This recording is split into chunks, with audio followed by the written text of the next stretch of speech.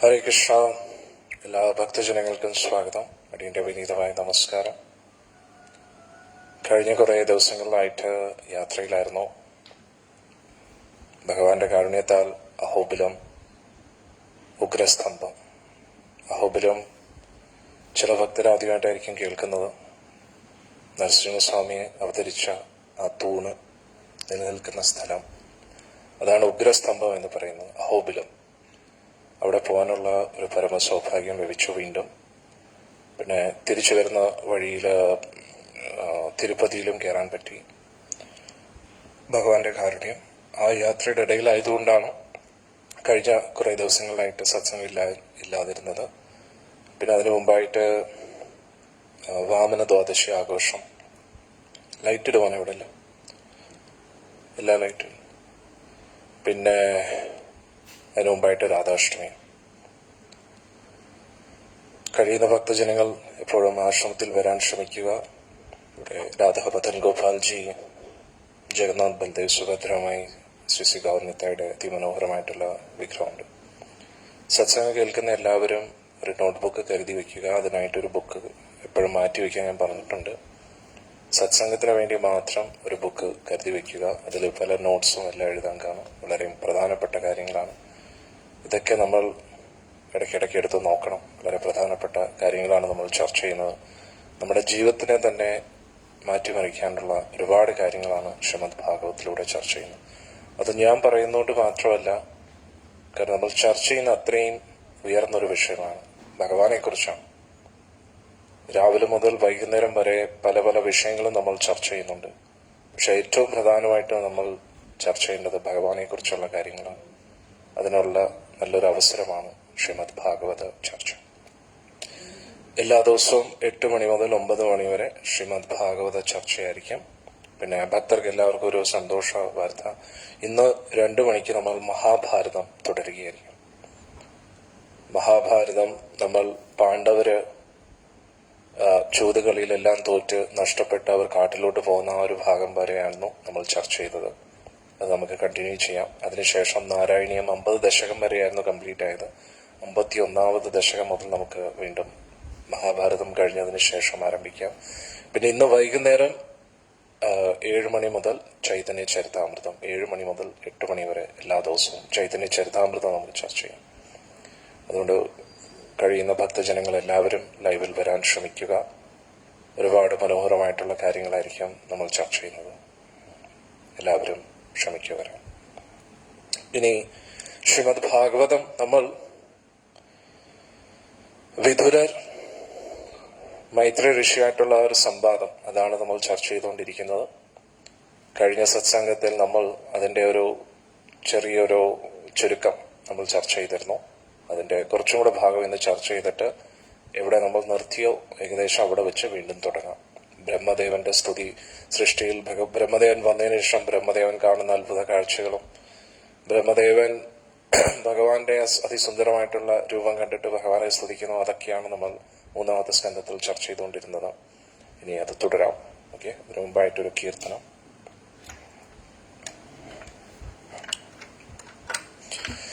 ജയ ജയ ഭാഗവത ദേവാ, ജയ ജയ ഭാഗവത, ജയ ജയ രാധാ കൃഷ്ണ സ്വരൂപ, ജയ ജയ ഭാഗവത, ജയ ജയ ഭാഗവത ദേവാ, ജയ ജയ ഭാഗവത, ജയ ജയ രാധാ കൃഷ്ണ സ്വരൂപ, ജയ ജയ ഭാഗവത, ജയ ജയ ഭാഗവത ദേവാ, ജയ ജയ ഭാഗവത, ജയ ജയ രാധാ കൃഷ്ണ സ്വരൂപ, ജയ ജയ ഭാഗവത. ഹരേ കൃഷ്ണ കൃഷ്ണ കൃഷ്ണ ഹരേ ഹരേ, ഹരേ രാമ രാമ രാമ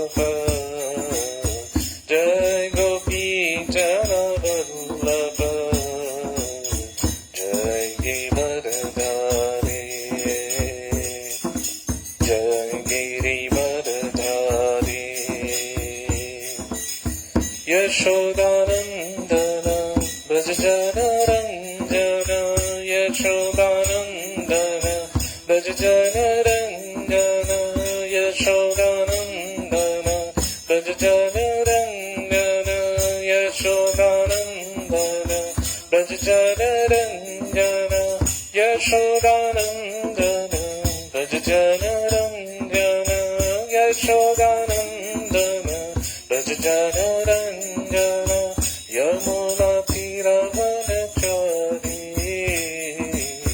यमुना तीरवनचारी जय कुंज बिहारी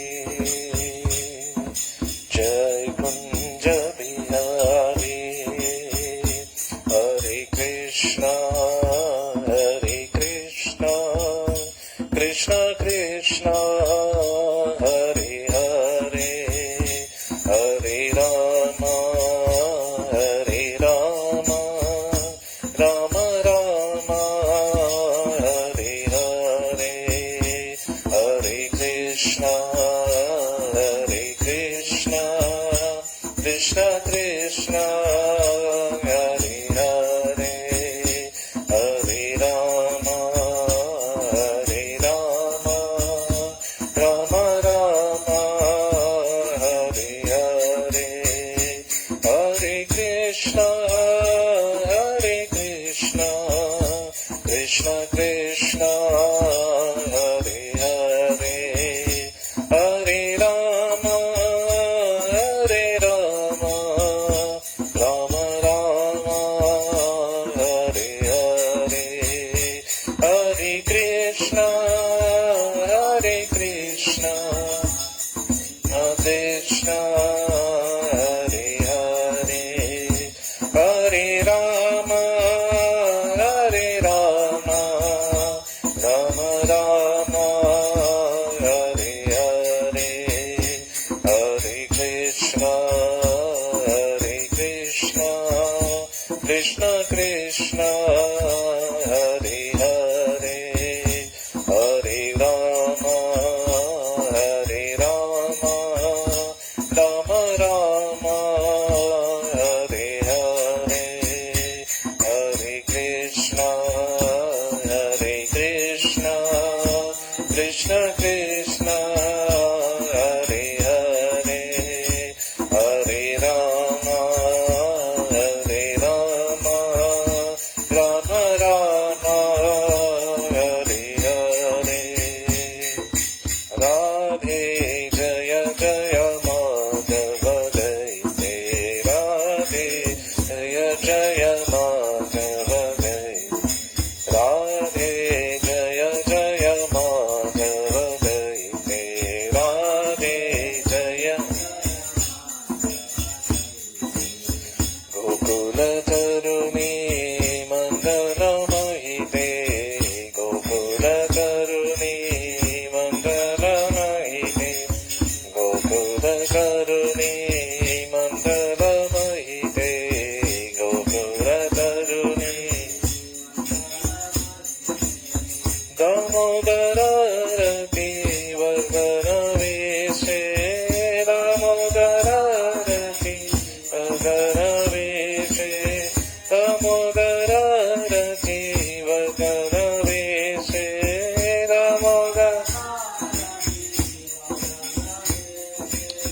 हरि निष्कुट वृन्दाविप्रेशे हरि निष्कुट वृन्दाविप्रेशे राधे जय जय माधव दैते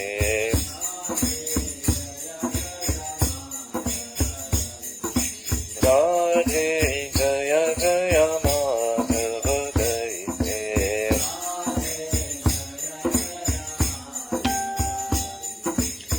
गोकुल तरुणी मङ्गलमयिते